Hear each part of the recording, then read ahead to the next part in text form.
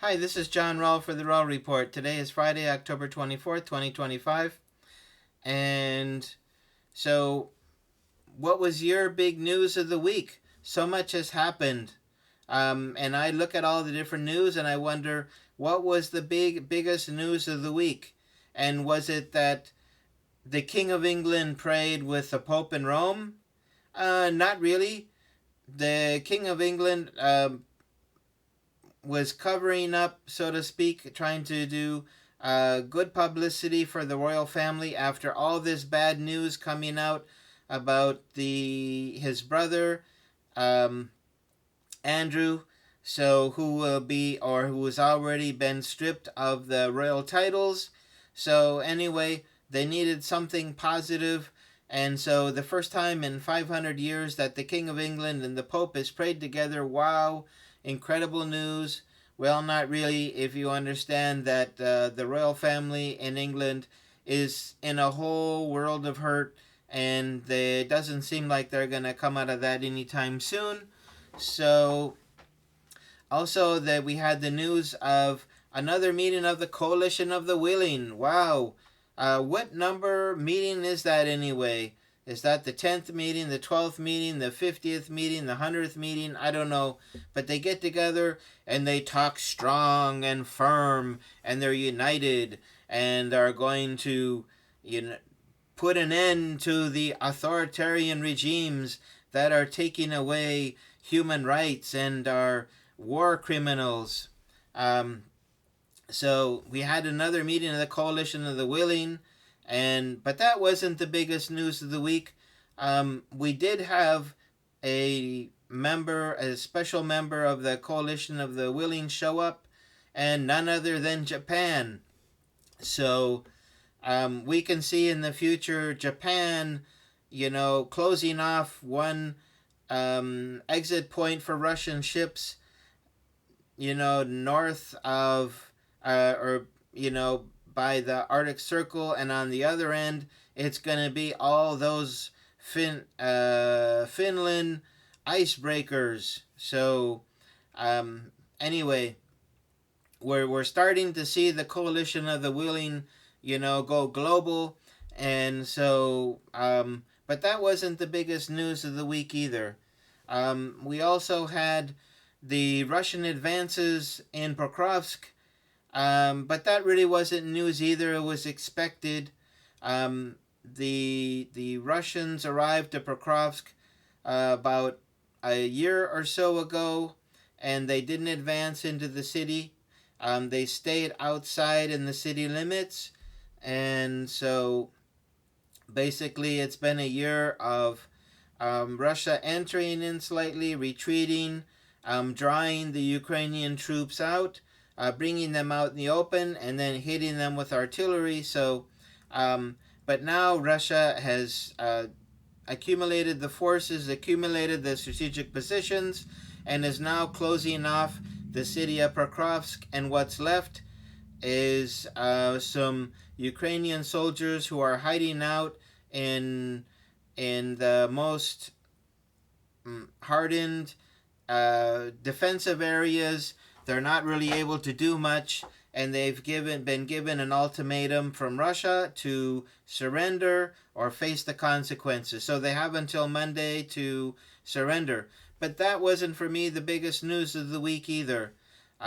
Really, the biggest news of the week is that Euroclear and Belgium gave the definitive answer that no, there is not a way forward to access the Russian frozen assets, and so they're not moving forward with the request from the Coalition of the Willing from Ukraine to get access to that money to supposedly rebuild Ukraine while they're still in wartime. Does that make any sense? No, it doesn't. So anyway, they're going to have to come up with some kind of loan from the European countries to go to Ukraine. And so the European countries, which are already hit by huge financial difficulties and are cutting off their social services, and whose growth rate are now basically in zero, if not in negative territory. These countries are going to continue to shovel heaps of money to Ukraine with open hands, as much as Ukraine wants, to this corrupt regime, probably the most corrupt in on the face of the planet. So the European countries are basically, digging their own graves financially. So for me, this is the biggest news of the week. This could be the factor that tips these countries into insolvency, and they seem to be uh, completely on board with self-destruction of their own economies so that they can give heaps and wheelbarrows full of money to Ukraine to do and to go God knows where. So anyway, for me that was the biggest news, because when push comes to shove, a country like Belgium and um, a banking holding a company like Euroclear, they're not going to risk their total destruction because somebody thinks that they're safe or that this is legal. Because in the end, Russia could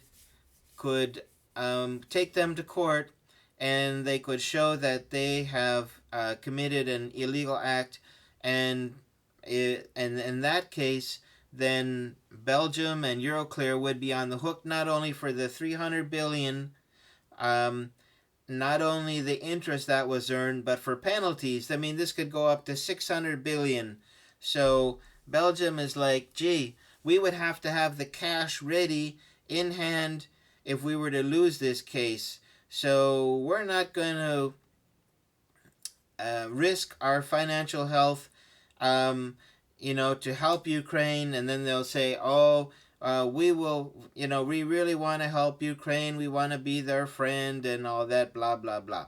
But anyway, when push comes to shove, they're going to protect their own interests first before they're going to go out of their way and to help Ukraine and risk their own financial destruction. So anyway, and the second in the list of top news of the week is the threat that President Putin gave to Western countries about using these Western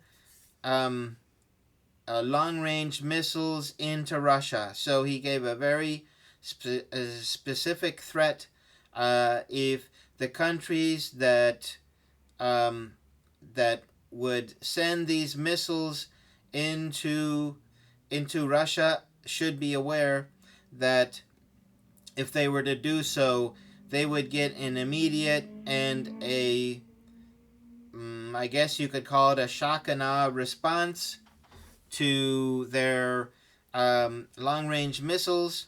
So anyway, so the first news for me of the week is the negative of the Euroclear to fork over the frozen assets to Ukraine. And so now the European countries are going to dig their own grave financially by forking over billions of dollars to Ukraine, and with no hope of ever getting that back, and with the possibility that their countries could collapse economically and then politically, and then the upheaval that could follow. And then the second news for me of the week is President Putin's threat about the use of Western weapons in Ukraine. So I mean in Russia. So if they were to send these Western long-range missiles like Tomahawks, etc., into Russia, there will be a strong and powerful response to that, and so as a deterrent to avoid doing that in the future. So anyway, for me, those are the top two news. I would put on the bottom the Pope and the King praying together. Really, the the Pope has been, really brought down the totem pole. Really has no impact or influence in matters. They just spout off one thing after another that's irrelevant. People don't listen. So the Pope thinks, well, I'll pray with the king and I'll gain some relevance. And the king says, I'll pray with the Pope and I will have some relevance. And they'll forget about, you know, Prince Andrew and all those emails and all that the royal family knew and didn't reveal. So, anyway, that for me wraps up the week. And so I thank you for joining me for this video. If you like this video, please hit the like button, subscribe, and come back for future videos. So anyway, we'll see you next week, and things could be turned around 180 degrees with President Trump, with President Putin. We don't know, but we'll see. Anyway, take care. So long.